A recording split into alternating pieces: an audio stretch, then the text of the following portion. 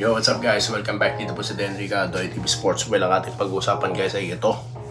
Ang Converge, dalawang lupit na consultant, okay? Binitbit ni Delta, okay, sa coaching staff po ng Converge. At ito pa, sino po magiging generational or superstar po sa first and second round pick na si Juan Gomez Deliano at ito po si Gio Chu. Alright?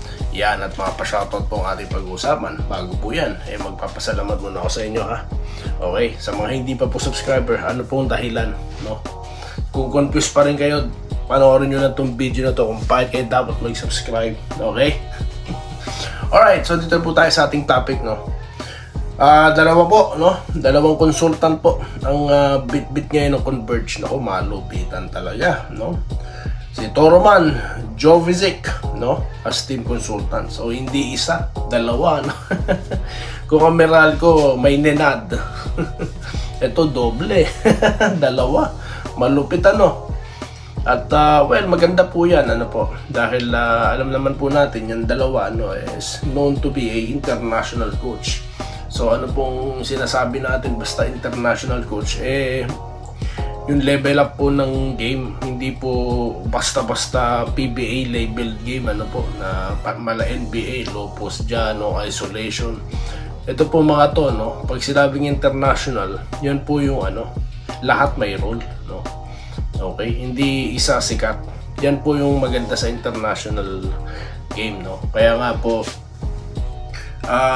pag nakakalaban natin yung mga team, no, na talagang malupit yung kasi more on talaga team play po talaga pagka international type of game, yung lahat ng ball, yung bola umiikot, lahat ready tumira. So yan po, no, yung pwede nating asahan dito sa sa Converge. Okay, so hindi lang pala pagtitimon, no, ng kanilang makabagong coach, may mga dalawa po ang bubulong sa kanya, no, malupit ito. Okay, at lalo na ito nga pong pagdating sa kanila ni Juan Gomez Deliano, nako, instant competitor po talaga or contender. Ito pong Converge A-team to see. Yan po maganda talaga, no? Talagang naghahanda, gumagasta talaga. Kaya po tayo natutuwa dito sa Converge, no? Okay? They continuing, no, yung winning legacy, okay, netong Alaska, di ba? So yan po. Okay? So abangan po natin itong Converge. Sa mga naman po, okay, dito naman tayo sa pangalawang topic natin, no? Sino sa tingin nyo ang magiging superstar sa dalawa? Okay. Well, sabi nga nila, no, it's hard to pass sa player na katulad nga ni Juan Gomez Deliano, no? Di po ba? Pero sabi naman nila, you can teach height, di ba? So yan po, no, kaya pinik ng Terrapirma, no, ang player na katulad ni Gio Chu, na may 6'10". Well, sabi ko nga sa inyo guys, no, he's a player of Gilas, no, tapos hindi basta-bastang 6'9" ito or 6'10". Nakitaan ito na skill set, okay. At marami po, the coaches, no, spectators is expecting him, no, na ma-develop yung kanyang game sa PBA, diba? May hinog yan. Nasa, may sasabihin sana ako. May hinog yan kasi nasa after 2 season. Pwede na. Pasok muna sa incubator. De joke lang Samantalang si Juan Gomez Deliano, dalawa pong consultant nga, nabanggit natin kanina, ang huhulma dito. Okay? At of course, si Coach Delta na rin, no? Alright? Dahil, di ba siya po ang napaulat na makabagong head coach dito? Okay? At exciting pa rin po talaga ang PBA, no? Kung sa mga PBA fans dyan, no? Iba lang naman kasi naninira, no? Na ganito na raw po ang PBA, ganito na daw, ganyan, no? Well, pinagkakakitaan pa nga ng mga bulaang vloggers, yung mga vlogger na puro na lang clickbait, puro na lang trade, no? Tapos sasabihin nila babagsak na daw, kabalbalan yan, no? Pinagkakakitaan pa ng mga fake news vlogger. Di ba? Yan ba yung babagsak? So, yun, di tayo naniniwala doon. Okay, mga paninira lang yan. Yan. Okay, mga haters dyan. So, yun po, no? Mangating munang mga napag-usapan. Okay, sa tingin ko. Okay? Yung kay Chu, biro lang yun, ha? Joke.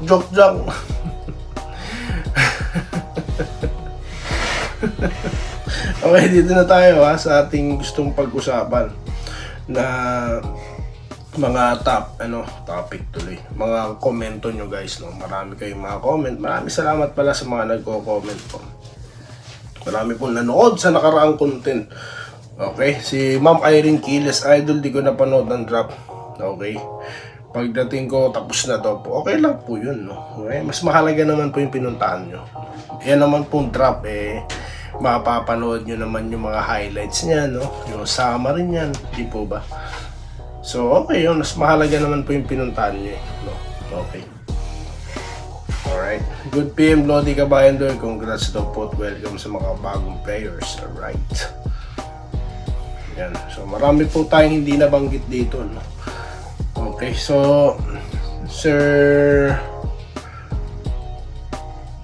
Ito. Dito tayo, ha? Mahina, ito, mga nabasa ko na pala. Danny Samarita, all Filipino naman alam na hindi na dapat pagtalunan sino ang hari ng all Filipino. Well, let's see, no? Dahil nagpasukan na po ilan sa mga big man, opo. Okay, isa nga po dyan ng pick ng Hinebra na si Mario Barasi. Okay, at ito pong pinik ng Terrapirma, di po ba? So, asahan din natin ng development niyan, okay? Okay. Erwin Bersosa, si Steel lang kapalit ni Malonzo. Well, tignan po natin. Madali po tayo mag-assume, no, na siya talaga. Pero alam niyo guys, iba po ang performance, no, sa mismong liga na. Okay, kaysa sa mga nagta-try out. Okay. Iba po, no? Lalo na kung di ka naman talaga superstar sa ligang pinanggalingan mo. Di po ba? Iba nga dyan, MVP pa. No? MVP pa ang sa mga dating liga nila, di ba? Nagdo-dominate siya doon. Pagpasok sa PBA, parang lang, role player lang ang datingan, di po ba? Di na ako lalayo, si Romel Laducol yun, yung tinutukoy ko, di ba? Malaki ang expectation talaga na mala Ildefonso. Pero nevertheless, no, okay naman po laro niya para sa akin. Solid siya sa ilalim. Parang si Balti Baltasar po kinalabasan din, no? Di ba? Balti Baltasar, yung efforts niya to grab the offensive rebounds, no? Defensive rebounds, nandyan siya, di ba? Shooting na sa labas. So, hindi siya yung talagang superstar na alam niyo yun. Kasi sa ligang pinanggalingan niya, di ba? MVP siya doon, no? Dito, sa PBA, ano siya talaga? Nagpipick up na yung laro niya, no? Okay, so yan naman po yun. So, tignan po natin, Okay, dito po tayo sa isang content natin na marami po din nagkomento. Okay. Alright, may tanong po ako sa inyo. Gusto niyo po ba ako magtalakay ulit ng politika? No, gusto niyo po ba? Mag-comment lang po kayo dyan, no? Pero, politika, no? Walang basketball. Pag-usapan lang natin, no? Wala tayong kulay na kakampiyan. Gusto nyo po ba yun? Gusto ko po malaman kung gusto nyo, ha? Comment lang po kayo dyan. Okay? Kasi yung isang nagko-comment na rin ng politika. Baka naman, no? Okay, dito tayo kay Alejandro Tronson. Good PM, Sir Toy TV. Sana mabigyan ng kontrata ang tatlong rookie. Let's see, sir. Okay, gandang hapon. Bihira lang ako mag-comment pero lagi kita pinapanood. Salamat po kay Sir Willie Bardahe. Mabuhay po kayo. Okay. Wilfredo Bautista, shoutout sa iyo, sir. Good PM, idol, pa shoutout. Stay safe always. Ganon din, salamat po, Sir Edwin Transporte. Alright. Andesito Alantaso na magagandang hapon. Wish ko lang mga bagong drop ng Hinebra, sana hindi magaya kay Paul Garcia. Yun na nga po, di ba? Nagpakita ng hustle, no? Nabigyan ng kontrata. Ang resulta, bangko. Kaya po wag po tayo masyadong magtaas ng expectation, po. Na ito daw po mala Chris Ellis, ito daw po mala Malonzo, no? Yun pala ang kinalabasan. Bangko, aparador. Di po ba? So yan po, no? Huwag tayo masyadong mag-expect. Okay? Peter Aniban, okay, good afternoon. Pa-shoutout po, Aniban family. Okay, sa'yo lang daw, sa akin lang daw. Salamat po sa Aniban family. Shoutout po, mabuhay po kayo. Feliciano Alcantara, nagpapa-shoutout. Kung comment ko lagi kayo, sinubaybayan dahil po paliwanag nyo, malaman, or nalalaman ko po ang latest sa balita. Hindi katulad na ibang fake news.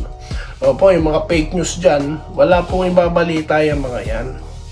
Puro trade na lang, no? Meron si Ahan Misi, nilalagay na naman nila sa trading blog itong mga ano na to, clickbait fake news vloggers, no? Kasi nga po, basta Hinebra ang tinatopic, ay nako, mataas po, skyrocket po talaga ang views, no? Ako naman, gusto ko rin mag-topic ng Hinebra, no? Para marami naman ding manood sa akin. Kaso, ano bang pag-uusapan ngayon sa Hinebra? Wala pong latest, no? Ano, i-replay ko na naman. Itatopic ko, gaano kalakas si Torres. Gaano kalakas si Steel. Gaano kalakas si Barasi. No? Hindi. No, hindi ko kayo i-hype. Alright? Kung ano lang yung bago, no?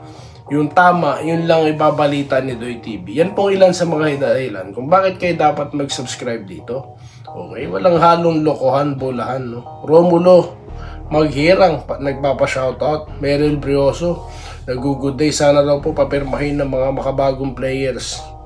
Tanggalin yung di pinaglalaro. Okay, Ronald Salares, idol, ang kinakailangan ng Hinebra, ang shorter. Marami silang big man like Rosario Aguilar. Alam niyo po, Wenceslao Hapon, Balbino de Leon, salamat po. So, di po mga nabasa, no, next content na lang po. Well, nung wala pong sentro, marami po naghahanap ng sentro. Ngayon, ayan, ang dami ng sentro. Guard naman ulit. Well, let's see, no, kung paano po sila mag-gel, no, itong team na to. Okay, I guess, nandiyan na lahat ng kailangan, ano po.